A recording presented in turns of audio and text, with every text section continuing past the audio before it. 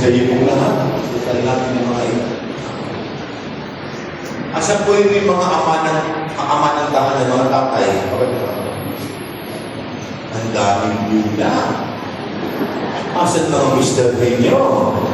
Wala. Pagkasal po natin yung mga ito.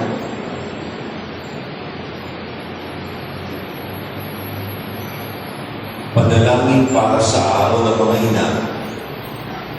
Diyos na pinagmumulan ng buhay, Diyos na mga babaeng banal, tulad ni Sarah, Ruth at Rebecca, Diyos ni Elizabeth na ina ni Juan Bautista, Diyos ng mahal na Birhen Maria na ina ng iyong anak na si Jesucristo.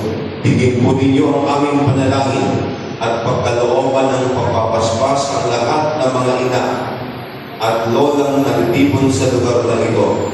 Paspasan mo po sila ng lakas na nagmumula sa iyong banal na Espiritu, sapagkat sa pamamagitan nila, natutunan ng mga anak at apo kung paano tumayo at lumakad, kung paano magsalita at maglaro, at kung paano makalapit sa iyong banal na harapan sa pamamagitan ng tapat ng pananalangin. Pagkalooban po sila ng biyayang makiisa sa iyong banal na hapag at matanggap ang pagkalingang nagbibigay buhay, sapagkat sila ay mga nagdaguyod at nagpakain sa atin, at sila din na nagturo sa amin kung paano itaguyod ang aming mga sarili at ang aming mga pamilya. Pagkalooban po sila ng kalusugan, kapayapaan ng galak at kaligayahan, at ng pagkataong kami kanilang may pagmalaki bilang mga anak.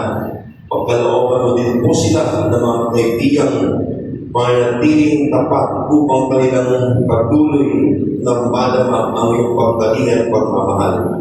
Ngayon din aming isinasama sa panalangin ang mga babaeng walang nakakaalaala, lalo na ang mga tahimik na pinadaguyod ang kanilang pamilya, naglilingkod ng may gawaang loob at nagtitiis ng hirap sa buhay para sa kapakanan ng kanilang asawa at mga anak. Kaya aming hiling, O Diyos ng Kalalisayan, ika'y manahan sa aming lahat na narito sa ngalan ng Ama, Anak at Espiritu Santo.